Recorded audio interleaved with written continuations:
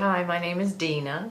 I've been coming to Lindsay Eastman's office for 24 years. I really think it's important to listen to what your hygienist tells you about teeth cleaning. You may think that you can do a good job at home, and you may do a great job at home. If you're a flosser, that's even better.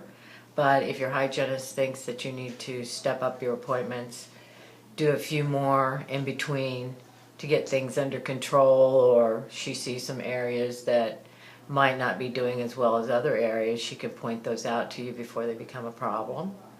And some people think that getting your teeth cleaned is not as important, but I really know that it relates to your overall health. I know that it relates to your heart condition. If you have bad blood running through your teeth, your gums, I should say, then you have bad blood running through your heart system, which can lead to cardiac problems. As you get older, you really need to understand that. When you're younger, it's not as important, but when you get older, it's very important.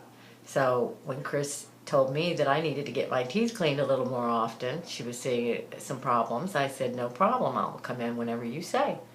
And I've been following a regular routine, not missing any appointments for over 20 years with Chris, and Dr. Eastman's been taking care of my teeth for 24 years.